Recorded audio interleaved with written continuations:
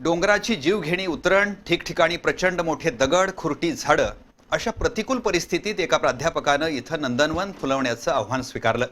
त्या दृष्टीनं ती व्यक्ती झपाटून कामाला लागली. अवघ्या 4 वर्षात हे ठिकाण पुरतं बदलून गेलं. आज हणबरवाडी मार्गावरून जाणारी प्रत्येक व्यक्ती इथल्या शेती आणि फळबागेकडे आपसुकच आकृष्ट होतीये. पडीक असलेल्या या फोंड्या माळावर आज नंदनवन फुललंय. श्री प्रिन्स शिवाजी मराठा बोर्डिंग हाऊसचे संचालक प्राध्यापक विनय पाटील यांनी आपल्या अथक परिश्रमानं संस्थेच्या उत्पन्नात भर टाकली आहे.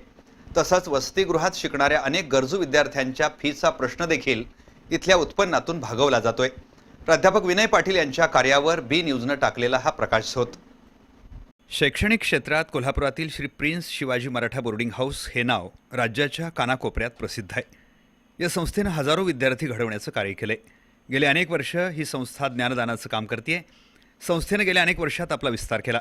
1988 साली दूरदृष्टी असलेल्या संचालक मंडळानं संस्था विस्ताराच्या दृष्टीनं करवीर तालुक्यातील हणबरवाडी इथल्या डोंगरातील 20 एकर जागा खरेदी केली होती. मात्र गेल्या अनेक वर्षांपासून या जमिनीकडे कुणी फिरकतसुद्धा नव्हतं. या जागेत एक पत्रावजा शेड आणि मजुरीवर राबणारी एक व्यक्ती राखण करत होती. शेती विषयातील प्रचंड ज्ञान असलेल्या प्राध्यापक विनय पाटील यांनी संचालक मंडळाशी चर्चा करून या जागेवर शेती आणि फळबाग फुलवण्याचा निर्णय घेतला. संचालक मंडळानं काही अटींवर त्यांच्या निर्णयाला संमती दिली. मित्रमंडळी, संचालक आणि संस्थेतील कर्मचारी यांचं सहकार्य घेऊन या डोंगरातील फोंड्या माळाचं JCBच्या सहाय्यानं सपाटीकरण करण्यात आलं. सपाटीकरण करताना दररोज विविध अडचणींचा सामना करावा लागत होता.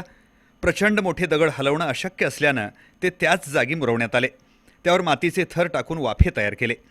काही ठिकाणी डोंगराच्या उतारावर कलमी आंबे, आवळा, हिरडा, बेहडा, चिंच, जांभूळ, चिक्कू, रामफळ, सीताफळ, फणस, लिंबू यासह 150हून अधिक रोपांची लागण करण्यात आली.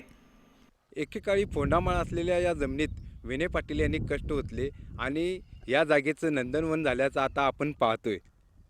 आंब्याची विविध कलमं दापोली कृषी विद्यापीठ यासह कोकणातील विविध भागातून आणण्यात आली.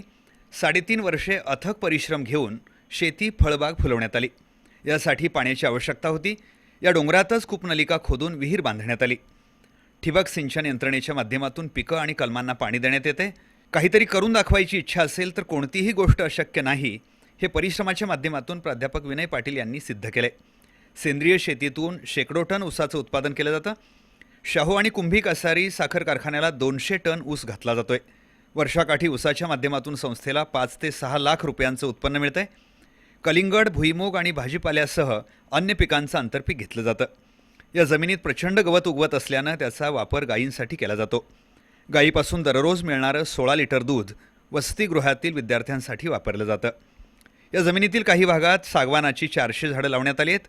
काजूच्या झाडांपासून उत्पन्नही मिळू लागले. आंब्याची बाग दरवर्षी बहरते.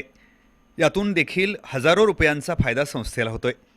ही सर्व कामं संस्थेच्या 8 ते 9 शाखेतील शिपाई स्वेच्छेनं करतायत.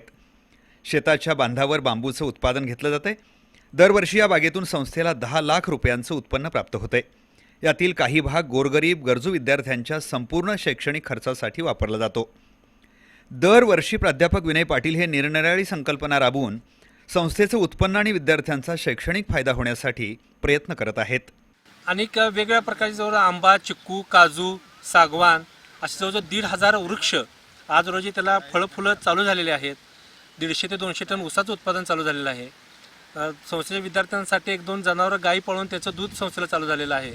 अशा पद्धतीचं साधारणपणे 8-10 लाखाचं उत्पादन या फोंड्यामाळातून संस्थेला चालू झालेलं आहे. भविष्यामध्ये हा 20 एकराचा परिसर एक आयडियल परिसर करण्याचा आमचा विचार आहे की ज्याच्या माध्यमातून संस्थेला कायमस्वरूपी आर्थिक सोर्स उत्पादन तर सुरू होईलच, परंतु याच्यातून बोर्डिंगमध्ये शिकणाऱ्या गोरगरीब विद्यार्थ्यांच्या फीशिपसाठी सुद्धा आम्ही वर्षाला ह्या संस्थेच्या शेतीतून फायद्यातील 1 लाख रुपयाचं स्कॉलरशिप विद्यार्थ्यांना देतोय.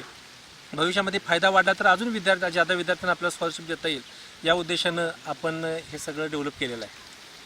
श्री प्रिन्स शिवाजी मराठा बोर्डिंग हाऊसचे सर्वेसर्वा DB पाटील यांच्या मार्गदर्शनाखाली, प्राध्यापक श्रीराम परांजपे यांच्या मार्गदर्शनाखाली प्राध्यापक विनय पाटील यांनी फोंड्या माळावर नंदनवन फुलवलंय. या कामासाठी हिंदूराव कांबळे, मालन कांबळे, संतोष कांबळे, विजय पवार हे दिवस रात्र कष्ट घेत आहेत. उपप्राचार्य TK सरगर, वाचनकट्ट्याचे युवराज कदम यांचंही या उपक्रमाला सहकार्य लाभतंय. बी न्यूजसाठी हणबरवाडीहून कॅमेरामन प्रशांत आयरेकरसह प्रमोद वनगुत्ते.